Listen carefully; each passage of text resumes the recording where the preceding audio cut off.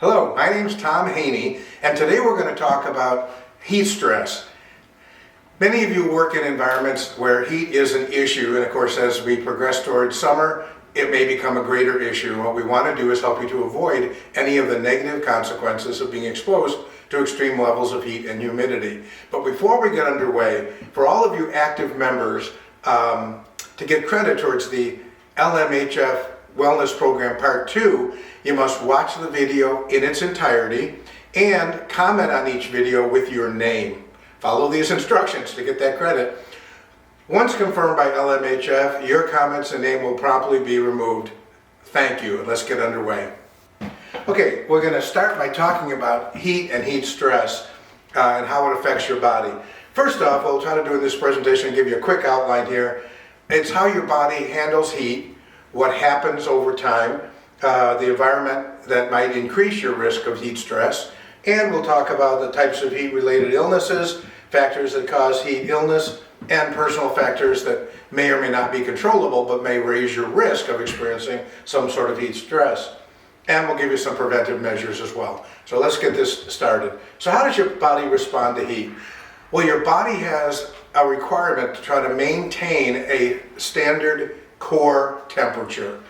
And that is where this becomes a difficulty. If the external environment, heat and humidity, causes your body temperature to rise, your body will attempt to dissipate that heat by sending more blood to the skin so that it can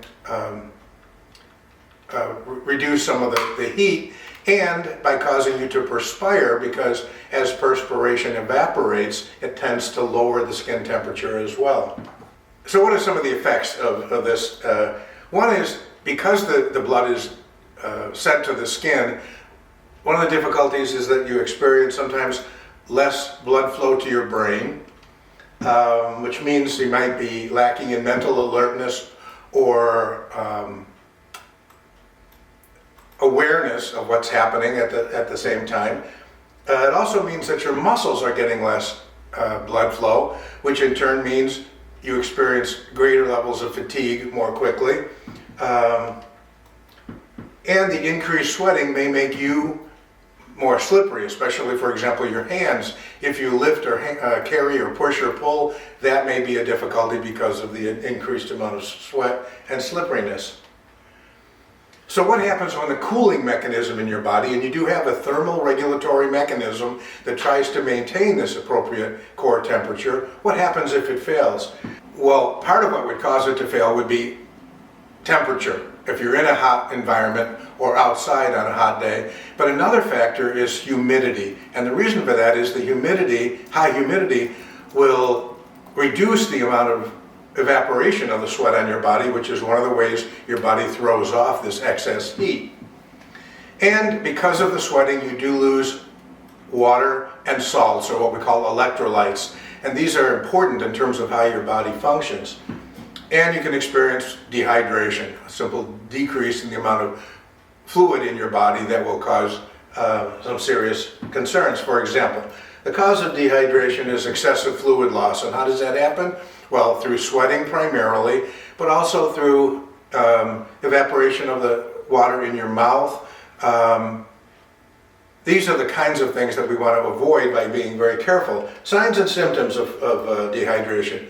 Fatigue is an obvious one. Weakness and dry mouth. Those are things that as you begin to experience, you have to recognize them as, I am becoming dehydrated and I need to rehydrate to avoid problems. So the treatment is to consume more fluids and perhaps some sort of salt replacement. Now, there are a lot of fluids out there, and I don't mean to be a commercial for any of them, but some of these kinds of formulas that we use in sports all the time are designed to provide an increase in the water, fluid if you will, and the electrolytes that you might lose through perspiration. So having those available would certainly make sense, but water is the big key. That's the fluid of choice. Heat rash, another of the concerns we have with exposure to long-term heat, and it's an inflammation of the skin. And it may be characterized by a rash, if you will, or small pink pimples on your skin.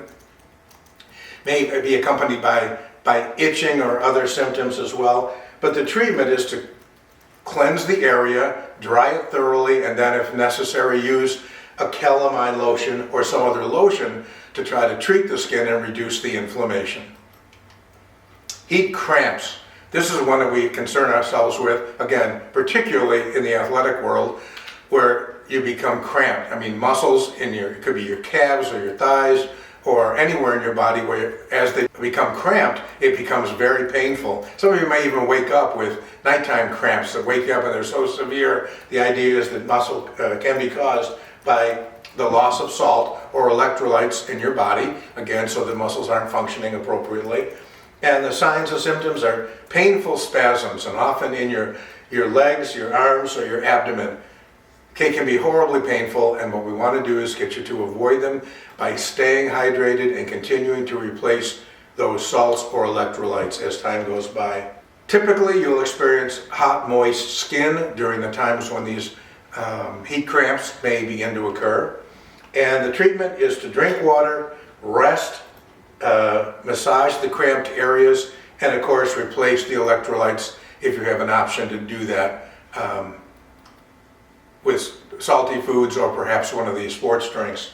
Heat exhaustion, next level, and it is the result of too much loss of water and salt from your body through perspiration.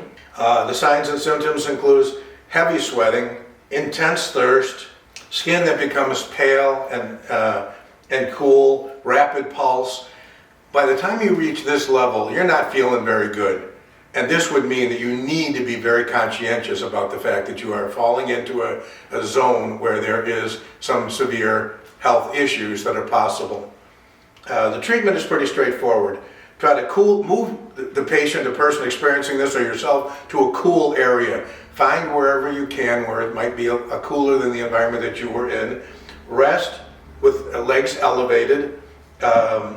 Start to give additional fluids. And of course, using cool water or something might help to lower the body temperature again. Now, heat stroke. Luckily, this is fairly uncommon, but it's a medical emergency. This is one that is when somebody really has gone past the areas of being simple response to getting your body cooled down to a much more severe health issue. It's a breakdown of your entire body's systems, and this is really what puts you at the greatest risk. Signs and symptoms. High body temperature, typically above 103 degrees Fahrenheit. So if you have a thermometer and are able to identify that, that would be a key issue. The other is that sweating stops.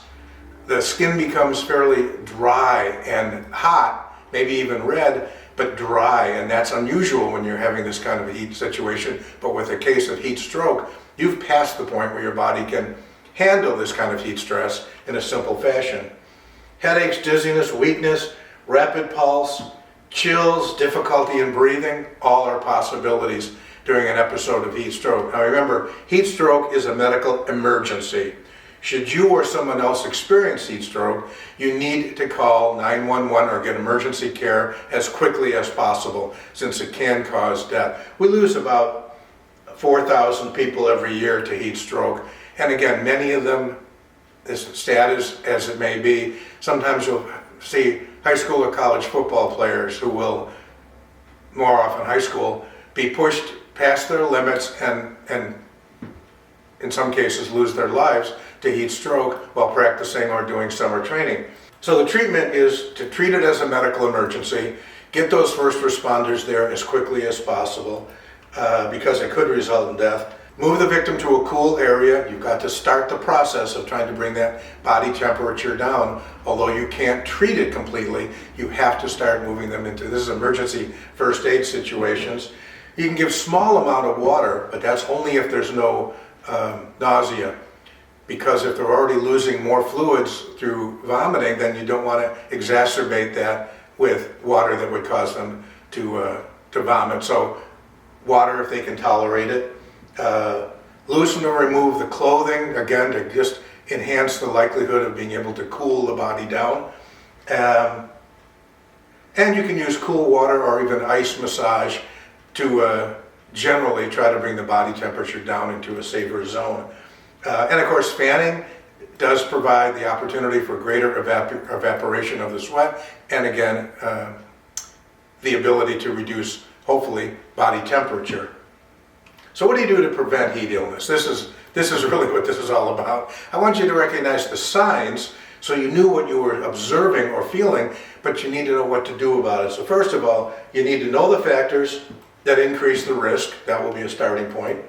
And of course, environment is a big deal. Heat, humidity. So think about where you work and the kind of work you do. Are you generating a lot of heat because the work is hard?